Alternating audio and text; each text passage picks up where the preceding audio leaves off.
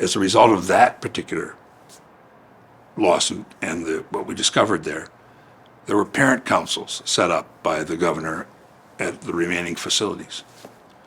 And they were mostly parents who had sons and daughters inside who were willing to come and do something about it or check on it or whatever. Well, I got on the parent council, not because I had a child inside, but because parents asked me to help them and join the council. And finally, I headed the council because I'd been the one who was willing to visit on New Year's Eve and Christmas and stuff when most of them were not going to come. And I will say that the institution that served the area where I lived, where I was working at a county level, was better than most. It was mostly people from the small town who worked there and so on and so forth. Now, I'm not saying it was good, but I don't think some of the horrible things were happening that we had discovered elsewhere. But it was still an institution, and the people who lived there still were not afforded typical freedoms that the rest of us get or anything else. It became clear that parents who had their sons and daughters in those places had been led down a path to say, there's nothing else. The community has,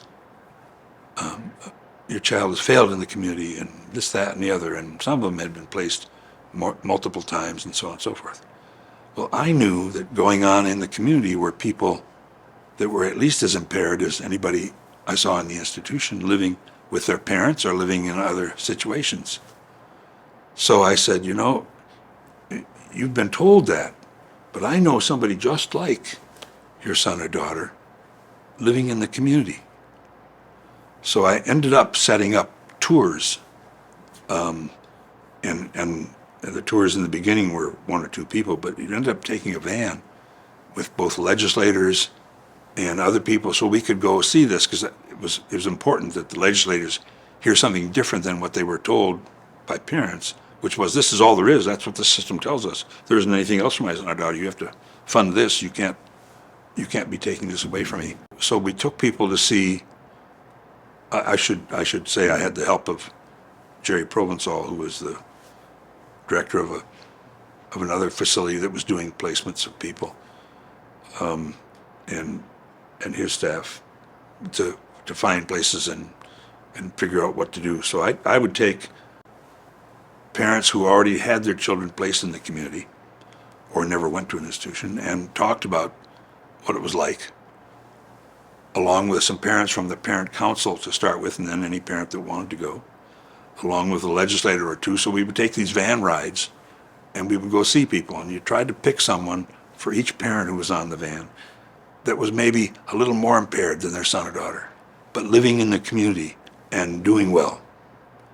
And once they saw that, they couldn't any longer believe that what they'd been told up to this point, which is, this is all there is.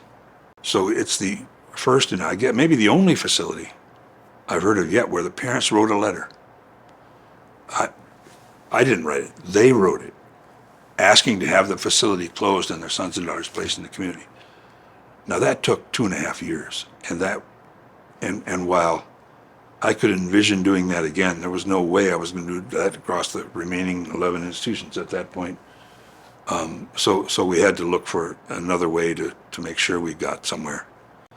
And there are a variety of things you can do to do this, but it takes somebody to organize it. It takes somebody to pull people together and to bring other agencies on board, because one entity